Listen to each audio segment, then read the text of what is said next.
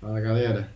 É, Então, eu queria fazer um vídeo de follow-up do vídeo anterior, né? Eu recebi aí um feedback bem legal aí de muita gente, da Lana, né, minha namorada, da Yasha, a irmã dela, o Jax também, o pessoal do Mater.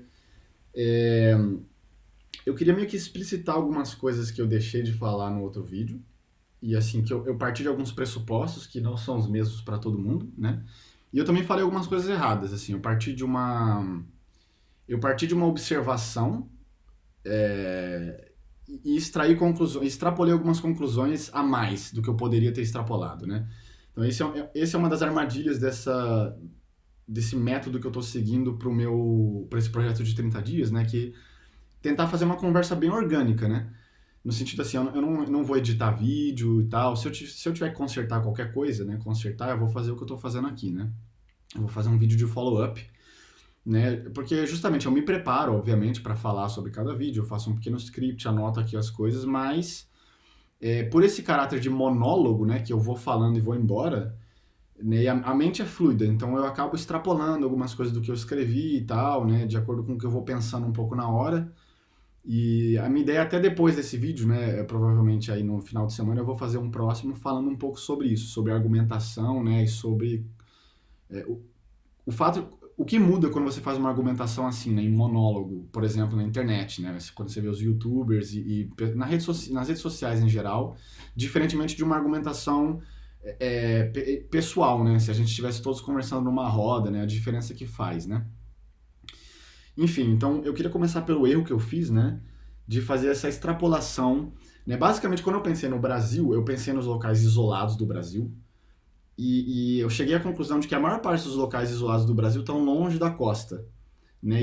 E esses locais, historicamente, né, longe da costa do Brasil, são mais pobres do que os locais da costa, em média. Né? Por razões históricas. Né?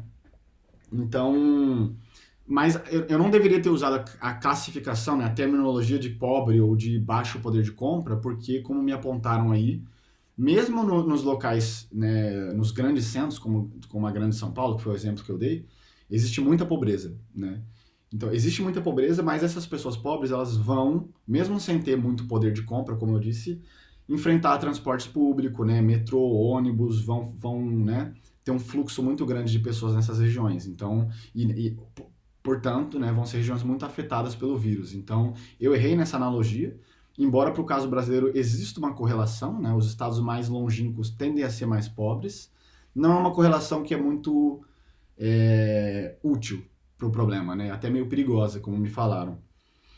E assim, eu queria explicitar que quando eu digo que essas regiões longínquas, elas têm que ter um tratamento diferente, não significa que elas merecem menos atenção, né? Significa que o ideal, né, se a gente for falar em termos ideais, que cada região deveria ter uma política pública personalizada, no sentido que deveriam dedicar um grupo de especialistas para estudar aquela região e como o vírus está naquela região, para daí concluir, essa é a melhor política pública para essa região, né? E assim, quando eu comparo com a Europa e tal, não é porque a Europa é superior ao Brasil, não é porque as políticas daqui são superiores ao Brasil, eu não estou entrando nesse mérito, é só porque a Europa é meio que o experimento que a gente tem, infelizmente, né? A desgraça aconteceu, né? No mundo ocidental, aconteceu aqui na Europa, né? Antes aconteceu lá na China, mas a gente não tem muito contato com o mundo oriental, né? Principalmente nas políticas públicas, a gente se espelha mais no Ocidente, né? A estrutura política também é mais similar. Então, não é porque a Europa é superior, é só porque lá aconteceu primeiro e, portanto, a gente meio que tá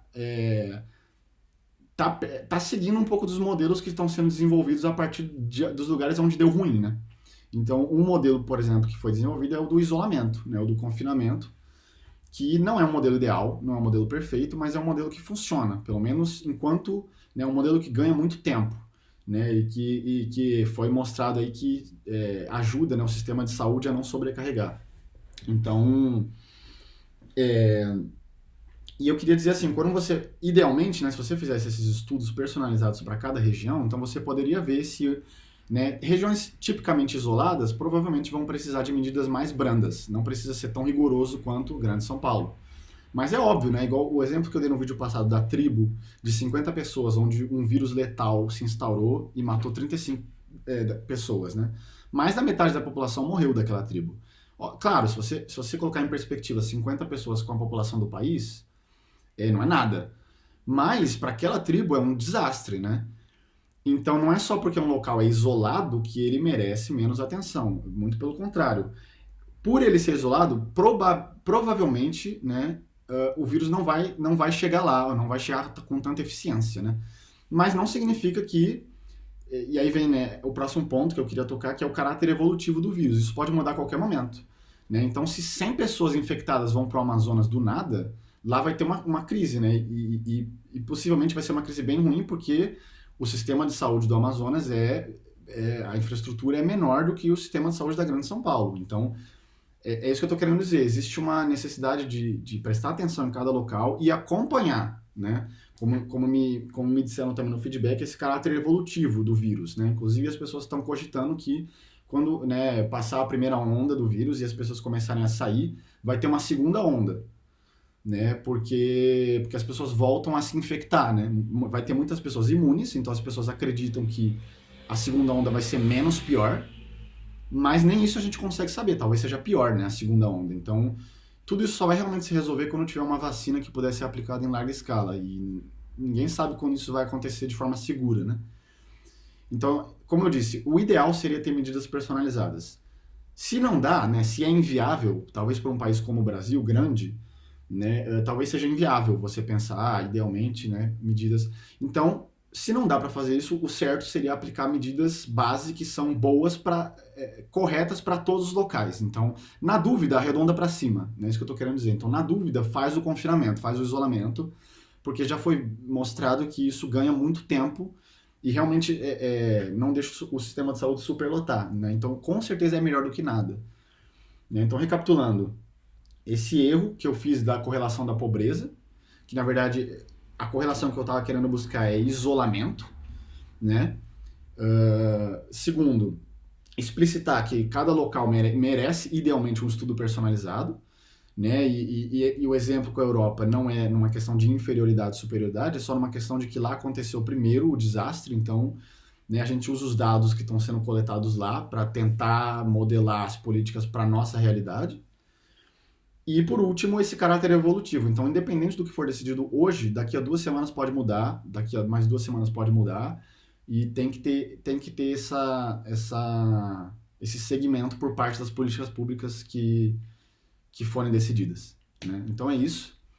Tentei fazer um vídeo um pouco mais curto e recapitulando um pouco do que eu falei lá, mas complementando com essas novas perspectivas. E espero que esteja um pouco mais claro, né? E eu acho que para o meu próximo vídeo eu vou tentar fazer um vídeo justamente falando sobre essa argumentação, né? O fato de eu estar fazendo um monólogo com a câmera, o que isso implica, né? Vocês têm que sempre duvidar, né? Eu imagino que houve mais pessoas que discordaram de mim que não vieram falar, né? Porque as pessoas tendem a ser mais diplomáticas, né? Ninguém gosta de sair criticando e xingando, né? Mas não tenham medo, né, de vir falar, de discordar. O objetivo é crescer e evoluir, né? Então, eu tô aqui dando a cara a tapa, né? Eu vou falar coisa errada de vez em quando, mas eu agradeço aí desde já, né? E sempre aí o feedback e pelas pessoas, por vocês estarem participando, né? No final das contas. Então é isso, gente. Até a próxima.